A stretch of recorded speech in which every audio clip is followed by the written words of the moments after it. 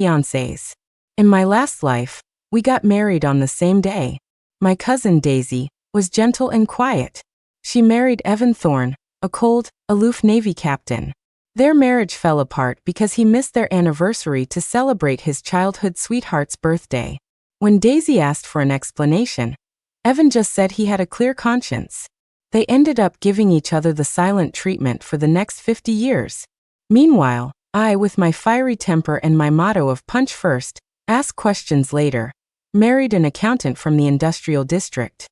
He was a quiet, bookish type who was always complaining that I was too loud and didn't know how to dress like a lady. We fought constantly, small arguments every few days, huge blowouts every week. Eventually, he just stopped coming home. We divorced in less than a year. When I opened my eyes again, my cousin and I were back on our wedding day. "You stubborn girl, get off that train right now. You're giving up a nice, steady accountant to go to some godforsaken island. What did I do to deserve a daughter like you?" Watching my mom chase the train, yelling about what a disappointment I was, I couldn't help but feel a pang of sadness. But when I thought about how things ended for me and Daisy in our last life, I knew I'd made the right choice. Sure, the island base was remote, and Evan Thorne was no easy man to deal with, but so what? If it worked, it worked. If not, we'd go our separate ways. I was a grown woman. I didn't need a man to survive. But Daisy was different. In her last life, she married Evan, and because of that other woman between them, they misunderstood each other for a lifetime. He wore down her gentle spirit until there was nothing left. So this time, when I was reborn and saw my cousin's worried, frowning face, I started packing my bags without a second thought. "Daisy, I'll marry Evan. That guy Leo might seem a little bland, but he's good-natured. You two should get along." Daisy's face lit up for a second, but then she bit her lip and shook her head firmly. "Chloe, Evan is a difficult man, and don't even get me started on his childhood sweetheart. I can't let you take on my burden." "Hey, it's an arranged marriage we can't get out of, so what's the difference who goes? Grandpa never said which granddaughter had to marry him. Besides, so what if Evan's a tough guy? You think your little sister can't handle herself? When I get to the island, I'll make it work. And if I can't, I'll fight back. I'll settle my scores and live my life. To hell with the consequences." To prove my point, I busted out a few kung fu moves right there. Seeing me act like a goofball, Daisy burst out laughing and poked my forehead. "Oi!" Unlike my sweet-tempered cousin, I'd learned martial arts since I was a kid and preferred to let my fists do the talking. That's why I never got along with Leo, the self-proclaimed intellectual. I thought he was pretentious, and he thought I wasn't ladylike. Our marriage was just as miserable as Daisy's, and we split up in less than a year. So this time around, it was better for Daisy to marry him. At least Leo lived close to home, so she'd have family around. That was 1,000 times better than her fate in the last life, suffering all alone on that remote island with no one to turn to, eventually falling into a deep depression. As I thought about it, I grabbed Daisy's hands and pleaded with her until she finally, reluctantly, nodded. "Fine, I'll switch with you." And just like that, I grabbed my luggage and boarded the train to the island. I just didn't expect my mom to show up at the station so fast. I'd even left her a letter explaining everything, making it all crystal clear. What was she still so worried about? I'm going to the island to get married. If it doesn't work out, I'll come back on my own. I yelled to her as she chased the train. After 3 days and 2 nights of sleeping and eating on the train, I finally reached the coast in Florida. I grabbed my things and squeezed onto the ferry to the island base. I figured I'd just sleep through this leg of the journey too, but I had no idea seasickness was a thing. By the time we docked, I was pale as a ghost and smelled weird. As I sat in the guard post at the base waiting for Evan to come get me, I thought about how I'd just been vomiting my guts out. A wave of relief washed over me. Thank God it was me who came. How could my delicate cousin have ever handled a trip like this? "Evan, darling, what's that strange smell in here? It's making me feel sick." As I was lost in thought, a sickly sweet voice cut through the air. I looked up. A girl with pigtails who looked as fragile as a willow in the wind was pinching her nose and complaining to the man beside her. I glanced at the tall, ramrod-straight, serious-faced man next to her and rolled my eyes. "You must be Evan Thorne." I'm Chloe, your fiancée. Check the marriage certificate. If everything's in order, find me a place to crash." I tossed my luggage in his direction, ignored the hurt look on the other woman's face, and stood up to leave. "Evan, I don't think your fiancé likes me." Lily whined pitifully behind me. Exhausted and dizzy from the trip, a surge of irritation flared up in me. Like, dislike? Do I even know you? Evan Thorne, are you a man or not? Get a move on. Without waiting to see their reactions, I stormed out with a dark expression on my face.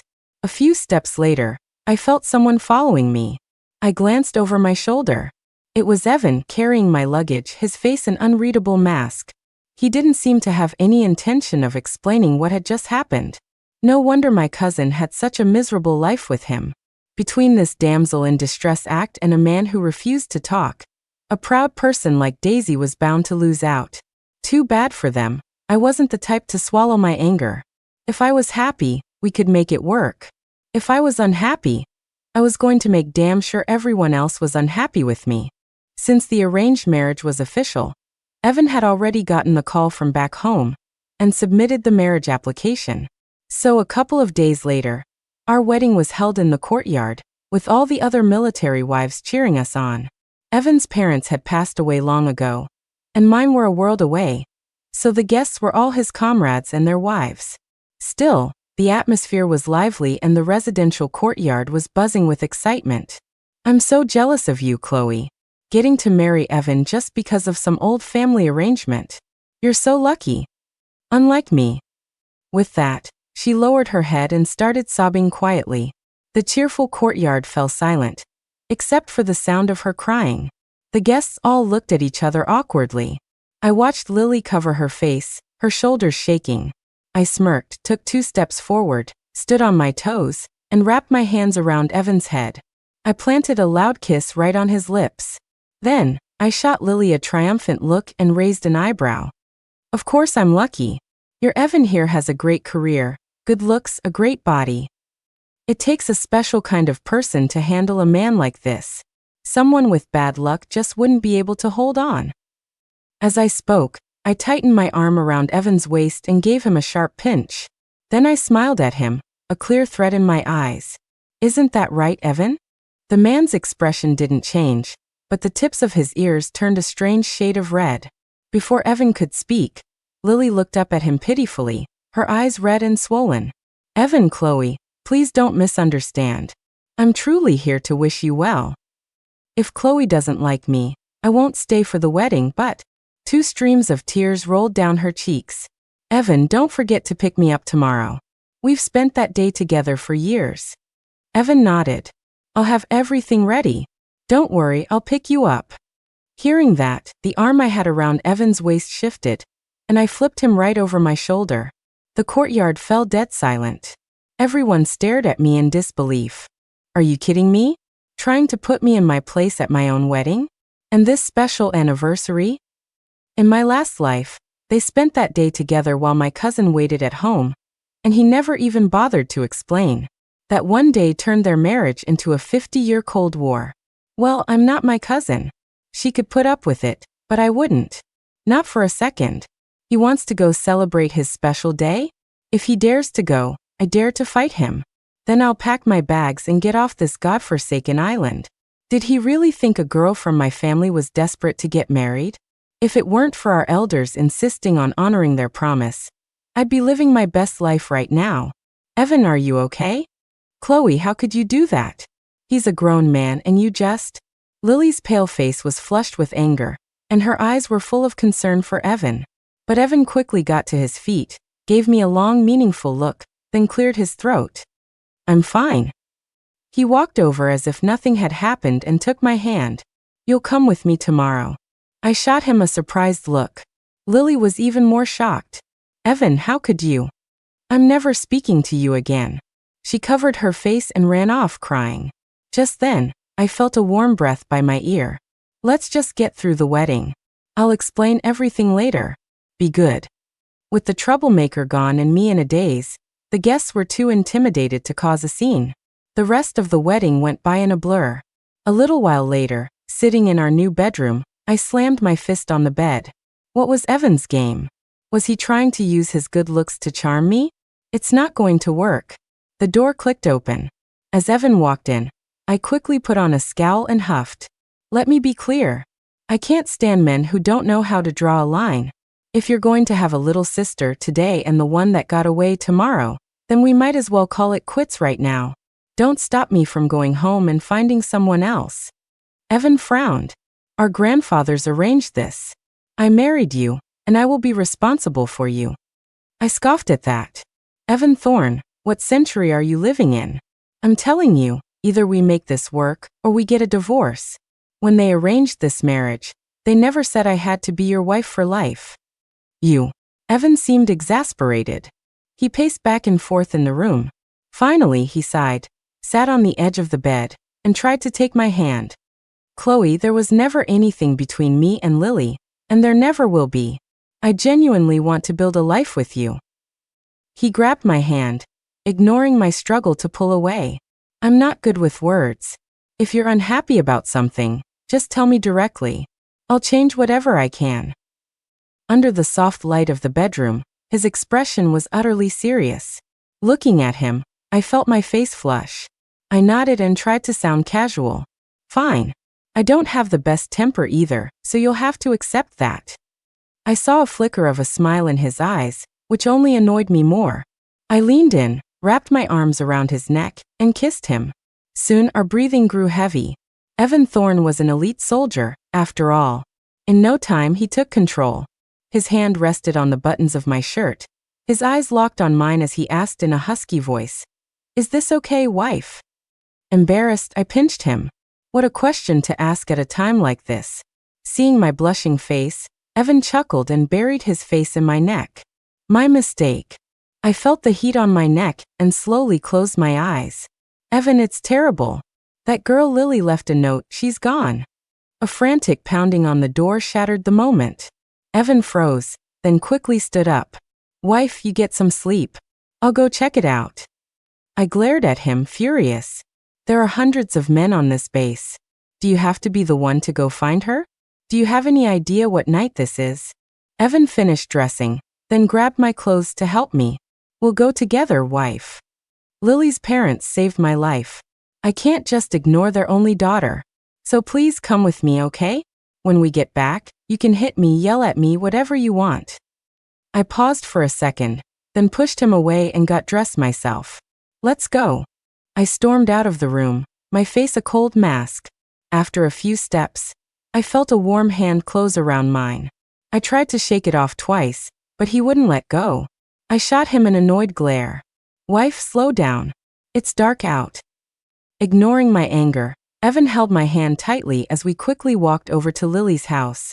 Since her parents had passed away, the base had looked after Lily, the orphan of a hero, and she had a large courtyard house to herself. Right now, it was packed with people. The first person to notice Lily was missing. A neighbor named Mrs. Lee rushed over with the note. Evan, I don't want to be a burden to everyone anymore. I'm going to be with my mom and dad. Reading the short note, Evan's brow furrowed. He quickly ordered everyone to split up and search for her. Soon, the entire island was filled with people shouting Lily's name, with a large crowd gathering along the coastline. Worried that something might actually happen, I joined the search, wandering through the unfamiliar parts of the island. But seeing how many people were already at the coast, I started checking all the nooks and crannies instead. And I ended up finding something unexpected. Why is it you? Where's Evan? Hearing my footsteps, Lily turned around with a hopeful expression, but her face fell the moment she saw it was me. Seeing her standing there on the reef with a resentful look, I let out a sarcastic laugh. What? You're going to risk your life for a man who doesn't even love you? Lily's face flushed red, then went pale. She bit her lip and snapped. What do you know? Evan and I grew up together, and my family saved his life. If you hadn't shown up and interfered, I would be his wife. I snorted. Oh please. If he really cared about you, would I have even had a chance to interfere? Besides, our marriage was arranged before we were even born. If we're talking about who came first, it's definitely not you. So you weren't in the picture before, and you won't be in the picture now. Evan Thorne is my husband. But if he ever gets any ideas, I have no problem breaking his legs and gift wrapping him for you. I just wonder if you'd even be able to handle him then." With that, I turned to leave. She was found, and she clearly had no intention of actually dying. It was just a classic girl cries wolf drama, and I wasn't interested in playing along. But then Lily grabbed my arm and whispered in my ear, "Tell me, if we both fell into the ocean right now, who do you think Evan would save?" Before I could react, a powerful force pulled me into the sea. Caught completely off guard, I swallowed several mouthfuls of salty, bitter seawater. "Help! Evan, save me!" As I bobbed in the water, I saw Evan sprinting toward us and Lily putting on a panicked act. A fire of rage burned in my chest. This man was a magnet for trouble. Then I turned and swam hard toward Lily. A choice between two women? Did I look like someone who needed a man to save her? Not only was I saving myself, but you weren't getting a rescue either. Lily looked at me in disbelief, clearly shocked that I could swim. When I grabbed her, she started thrashing wildly. She kept screaming, "Evan, save me, save me." Seeing her struggle like a pig at slaughter, and Evan getting ready to jump in, I chopped the back of her neck, knocking her out cold. Then I unceremoniously started dragging her toward the shore. Luckily, we hadn't been in the water long and weren't far from the beach. It only took a few strokes to get there. Evan tried to come and help, but I barked at him. "Get away from me. If you so much as touch her today, you can go to her house tomorrow and propose." With that, I collapsed on the sand, panting, and watched as a crowd gathered around Lily. Evan's face was dark as he glanced at Lily lying on the ground. Then he took off his jacket and draped it over my shoulders. "Wife, let's go home." As soon as he said that, Lily, who had just been revived by the medic, shot up and yelled, "Evan, don't you dare leave." Under the suspicious gaze of the crowd, Lily's lower lip trembled, her eyes welling with tears. "Evan, Chloe pushed me into the ocean. Are you going to defend a murderer?" The crowd erupted in shock. One of the more impulsive wives stormed up to me and pointed a finger in my face. "Well, well. I thought you were a straightforward girl, but it turns out you're black-hearted. What did our Lily ever do to you to deserve such a vicious attack?" "Exactly. You can't trust these girls from off-island." The accusations flew from all sides. I clenched my fists and stared at the crowd, then at Lily, who had a flicker of triumph in her eyes. Rage clouded my judgment. All I could think about was marching over there and giving Lily a piece of my mind. But Evan grabbed my arm, holding me back. Seeing his dark expression, my anger flared even brighter. Who the hell wanted to come to this stupid island anyway? The food was bad, the sleep was worse, and now I was being falsely accused. And even this man didn't believe me. The thought left a bitter taste in my mouth. Fine. He was choosing to believe his little childhood sweetheart. I'd just beat everyone up and then go file for divorce. Chloe wouldn't do something like that. I trust her. Besides, Lily, did you forget you were the champion of last year's swimming competition? At his words, Lily's face went white as a sheet. That's right. Lily, you know how to swim, don't you? Why were you calling for help? Facing the suspicious looks from the crowd, Lily truly started to panic. Tears streamed down her face. I fell into the ocean so suddenly, I was terrified. My leg cramped up.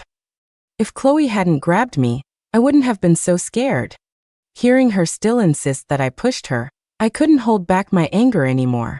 I shook off Evan's hand, stormed over, and gave Lily 2 hard slaps across the face. Instantly, her cheeks began to swell. "You hit me. What gives you the right to hit me?" The pain on her face made Lily lose all control. She lunged at me, trying to scratch my face. But I kicked her, sending her tumbling to the ground.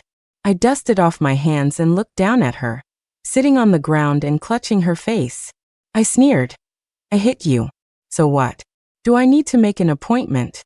Evan, you promised my parents you would take care of me. Are you just going to stand there and watch your wife bully me? If you all hadn't shown up when you did, I'd be dead right now." Lily's eyes were red as she looked at Evan with a wounded expression. The rest of the crowd also turned to look at me with disapproval. "You have a point." Evan glanced at Lily and nodded. Seeing him react like that, I cursed myself for being blind enough to marry such a man. I was about to raise hell when he stepped forward and grabbed my hand, his grip so tight I couldn't break free. Then let's have the investigators look into it. I'm sure they can figure out what happened based on the evidence at the scene. If Chloe did it, I won't cover for her. But if my wife was framed, I won't let it slide either. His words made the onlookers nod in agreement. A few of the nosier ones even ran off to get the investigators. Lily sat in the middle of the circle, pale and trembling. The other wives, thinking she was just cold from the seawater, draped their jackets over her and huddled around her. I sniffled my head down, thinking to myself, where are they? Hurry up and say I did it so I can divorce this guy and go home to my mom's braised pork. Whoever wanted to stay on this miserable island could have it. Whoever wanted this womanizing man could have him too. Wife, I believe you. Just hold on a little longer. As soon as your name is cleared, we'll go home. Then you can hit me or yell at me all you want. I felt a warm breath near my ear and froze. I looked up at Evan. His eyes were filled with guilt, and for the first time he looked almost vulnerable. Soon the investigators arrived, but things didn't go the way I'd expected, with them covering for one of their own. After the investigator determined that Lily had jumped into the water herself, the wives who had accused me came over one by one, awkwardly apologizing. One of the kinder ones saw Lily sitting on the ground, head bowed in silence, and tried to make excuses for her, telling me to be more understanding since it wasn't easy for her to lose her parents at such a young age. Everyone wants to be understanding with her, but who's going to be understanding with my wife? She's a young woman who came to this remote island from far away, only to be framed. Who is she supposed to turn to?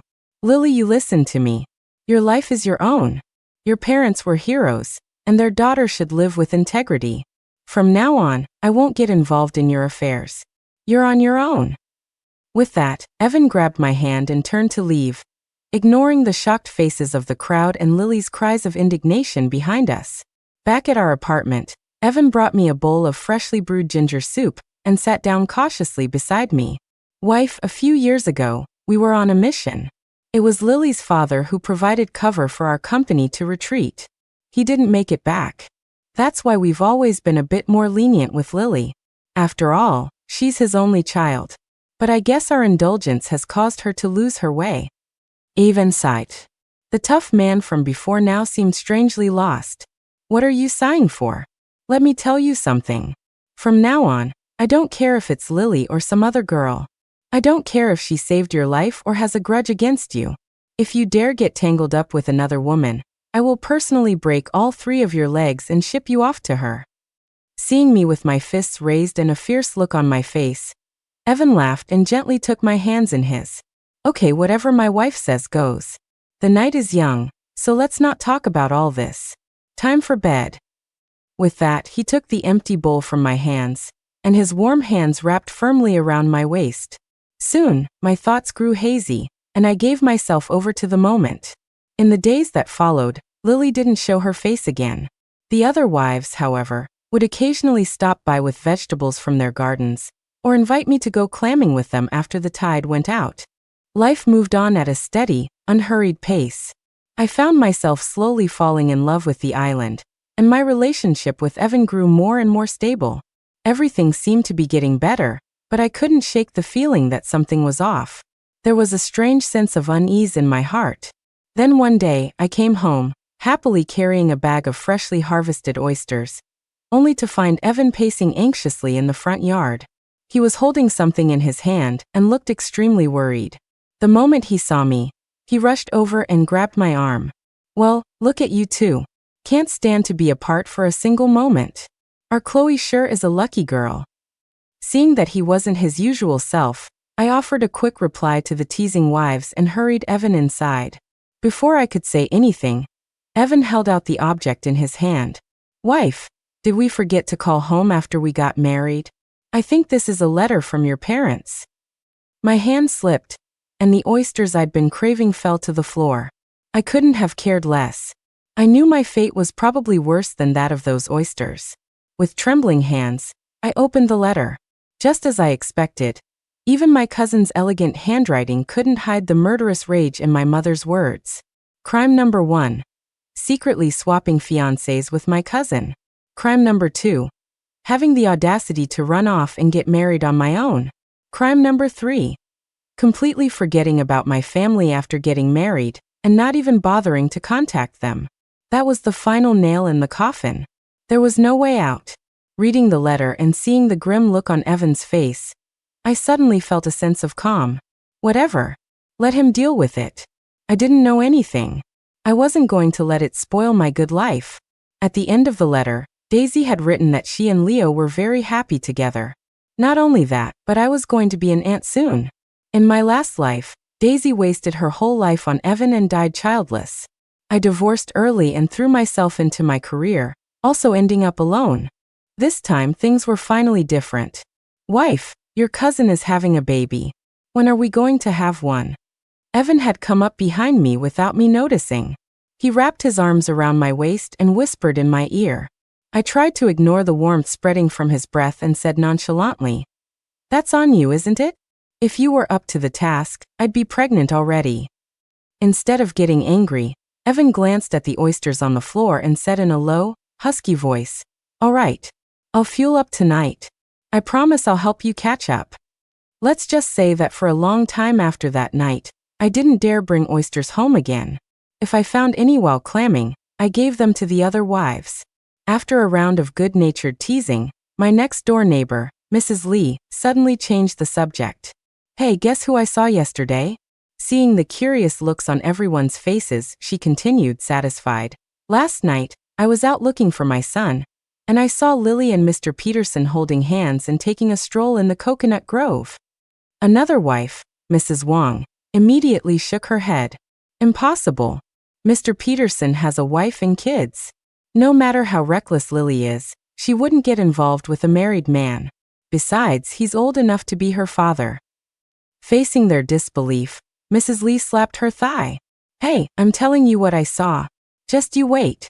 From the way they were acting yesterday, I bet they won't be able to keep it a secret for much longer." The island wasn't very big, especially the area where the troops were stationed. The two of them probably weren't even trying to hide it. Soon, rumors started flying around the island. But neither Evan nor I were the gossiping type. He was busy with training and missions, and I didn't want to sit around doing nothing. After talking it over with Evan, I drafted a proposal to partner with the base. I was going to open a food processing plant on the island. The raw materials would be coconuts and various kinds of seafood from the island. This would not only generate income for the base, but also provide extra jobs for the local islanders. But I hit a snag right at the beginning. Just when I was full of confidence and ready to go all in, a typhoon swept through and nearly destroyed everything I had worked for. Looking at the factory building, which had been torn to shreds by the wind, I rolled up my sleeves and prepared to start cleaning up with the workers. It was just one setback. I'd been through the ups and downs of the business world for years. What hadn't I seen? I never lacked the courage to start over. Well, if it isn't Mrs. Thorne. What's the matter? Lose your entire fortune. As I was working up a sweat, a snide voice came from behind me. I turned around. Sure enough, it was Lily. Unlike the last few times I'd seen her, Lily had shed her simple look. She was wearing a trendy dress and leather shoes, complete with a full set of jewelry and a watch. But right now, just after the typhoon, the whole island was a wreck. She must have had a tough time getting here dressed like that. Noticing my gaze, Lily became even more smug. See this? This is what a good life looks like. I was so naive before, thinking a meathead soldier like Evan was reliable. Now I get it. A man has to have power and money. That's the only way a woman can live comfortably. With that, she actually twirled in front of me. Otherwise, you end up like this, slaving away even after you're married, with nothing to show for it. Seeing her smug expression, I sneered and shoved her to the ground. What? Did those 2 slaps I gave you last time not teach you a lesson? Or do my fists not look hard enough? If you want to depend on a man to live, that's your business, but don't you dare come here and embarrass yourself in front of me. Even the great leaders said women hold up half the sky. Only a pathetic parasite like you would think her only option in life is to latch onto a man. If I were you after doing something so shameful, I'd be hiding my face in embarrassment. But here you are, shameless enough to show off. You know, next time there's a typhoon, we should use your thick skin as a windbreak. I bet it would work great. My harsh words made Lily's face turn red, then pale. How dare you bully me? I'm telling you, my Mr. Peterson won't let you get away with this. Your pathetic factory is finished, and Evan Thorne can just pack his bags and get out. Is that so? Well, I'd like to see how you're going to shut this factory down. Before I could even give her a piece of my mind, a commanding voice boomed from behind us. Commander. Lily's lips trembled as she spoke. I turned around and saw it was Commander Miller. He was standing there with a stern expression, staring down at Lily on the ground. Next to him were none other than Evan and Mr. Peterson. Ignoring Lily's disheveled state, Commander Miller scolded her without mercy. This factory is being built for the good of the base and for the people of this island. Who do you think you are to say it can't be opened? And you, a decent young woman. What is your relationship with Mr. Peterson? He turned his sharp gaze to Mr. Peterson. Commander, we have no relationship whatsoever. I have no idea why this young lady is running around causing trouble in my name. Lily looked at Mr. Peterson in disbelief as he callously disowned her. You bastard. How can you be so heartless? I've given myself to you, and you say we have no relationship. As soon as she said it, Mr. Peterson broke into a cold sweat. He frantically grabbed Lily's arm. From my angle, I could see the threat in his eyes. Young lady, watch your mouth. You can't drag me into this just because you want to help Evan Thorne. I have a wife and kids. If you get involved with me, what will happen to your reputation? At his words, Lily's expression shifted. With tears in her eyes, she looked at Commander Miller and Evan. Evan, I'm so sorry. I only did all this because I was jealous that she got to marry you. Just now, she got angry about all the wonderful memories we share and pushed me to the ground. That's why I said those things. You know you're the only one in my heart. Please don't be mad at me. With that, she lowered her head and covered her face, looking utterly wronged. The onlookers started giving Evan disapproving looks. Even Commander Miller's gaze shifted back and forth between the two of them. Seeing the tables turn, Mr. Peterson was in a much better mood and reached down to help Lily up. There we go. I don't want to get involved in you young people's business, he said with a smile as he helped her to her feet. But whether Lily's legs were weak or something else happened, she stumbled and fell to the ground again. Unfortunately, this time there was a large rock right where she landed. There was a muffled groan, and Lily's face instantly turned deathly white. Blood. There's blood. One of the wives nearby gasped. Everyone's eyes followed her finger. A pool of red was spreading beneath Lily. She's having a miscarriage. In the silent courtyard, another wife's whisper reached everyone's ears. Hearing this, Lily panicked. She grabbed Mr. Peterson's arm, her voice trembling. Honey, save our baby. Save me. At her words, Mr. Peterson's face turned ashen. He knew that no matter what he said now, no one would believe him. His affair with Lily was exposed. What are you standing around for? Get her to the clinic, now. Commander Miller roared. Gritting his teeth, Mr. Peterson picked up the weeping Lily and ran toward the clinic.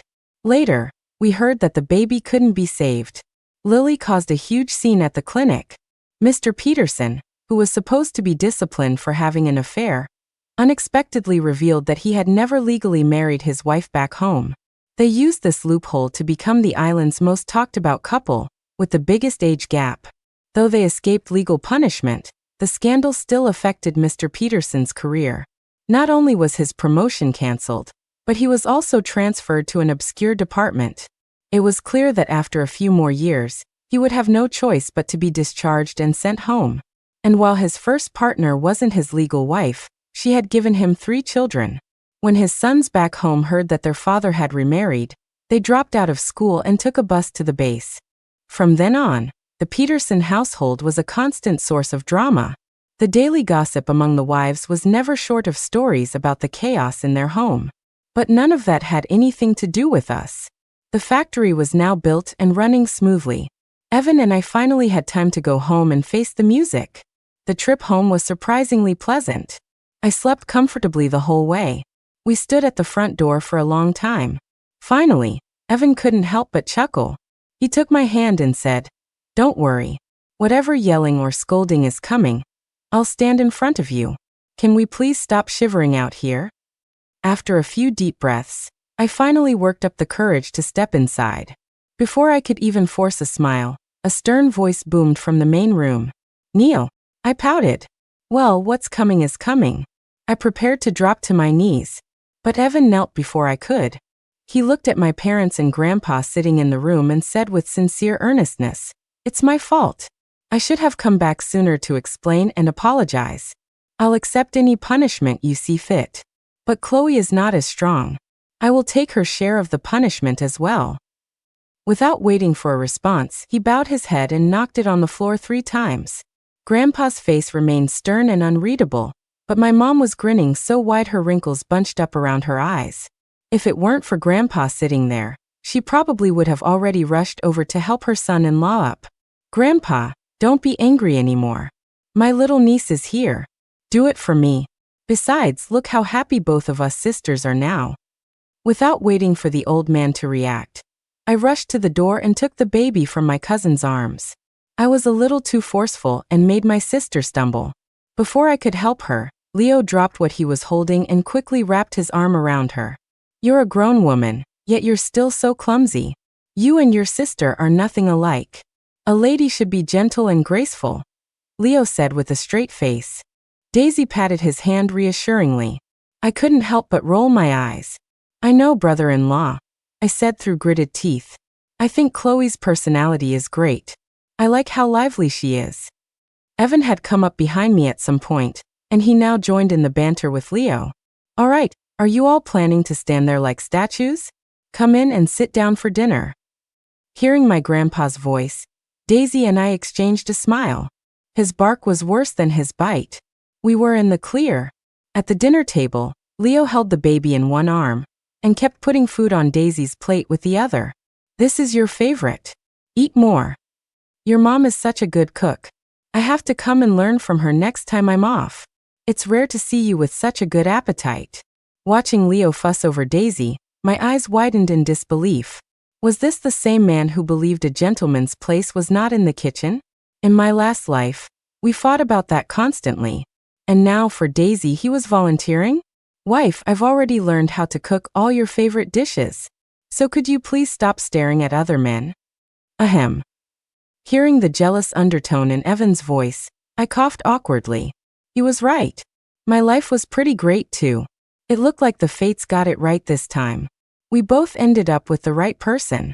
After dinner, seeing Leo sticking to Daisy like glue, I couldn't resist shooing him away. After some effort, I finally got a moment alone with my sister. "Daisy, do you want to come to the island with me?" She looked at me confused. "Look, we both know the old commune system is about to end, which means Leo will probably be laid off. I have a factory over there that's doing really well, and I need people I can trust to help out. And most importantly, after what that awful Lily did to you in our last life, don't you want to see for yourself how miserable her life is now?" I don't know which part of my speech convinced her, or how she managed to convince Leo. All I know is that on the journey back, I was happily walking ahead with my arm linked through Daisy's, leaving the 2 men to carry the baby and the luggage behind us. My good mood, which lasted the whole trip, peaked when we passed by the Petersons' house. "Dad said you're here to serve us. You have to do whatever we tell you. A disobedient woman just needs a good beating." Lily was being shoved around by 3 teenage boys. She had lost all her former arrogance and looked so thin and frail that a gust of wind could blow her over. Her body was covered in bruises, and her face was a numb, expressionless mask. "Billy, you can't talk like that. You're a family now. You have to live in harmony." "Yeah, Mr. Peterson, are you just going to watch the boys bully Lily like this? She's your new wife after all." One of the wives who had watched Lily grow up couldn't help but speak up. But Mr. Peterson just sat there, smoking his pipe with a grim look on his face, not saying a word as he watched his sons push and hit his new wife. "Pa, what family? She's just a tramp who wrecked our home. She's lucky we didn't throw her out on the street. I don't know what kind of parents could raise a slut like you. The apple doesn't fall far from the tree. Your whole family is trash." Perhaps one of those insults hit a nerve. Before anyone could react, Lily scrambled to her feet, pinned the boy who had just spoken to the ground, and started hammering him with her fists. She looked incredibly weak, but her face was so twisted with rage she looked like a demon from hell, sending a chill down everyone's spine. The scene descended into chaos. Seeing his son being beaten, Mr. Peterson lunged at Lily, showing no mercy. The other wives, not wanting to see Lily get hurt, tried to pull them apart. The whole courtyard was a mess of fighting and shouting. Later, we heard that because the incident was so disruptive, Mr. Peterson was discharged from the military immediately, without even the option of a transfer to a civilian job. He took his sons and went back to his hometown to live with his first partner, the farmer. As for Lily, she used the opportunity to divorce Mr. Peterson and disappeared from the island. The island where she was born and raised never saw her again. No one knew where she went or how her life turned out. But Daisy and I didn't care to find out. The factory was doing so well that we were busy from dawn till dusk.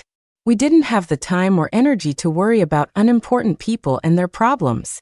Speaking of which, I've been working late for several days in a row, coming home and crashing right into bed. Evan is finally starting to get moody about it. Now I have to figure out how to smooth things over with him when I get home.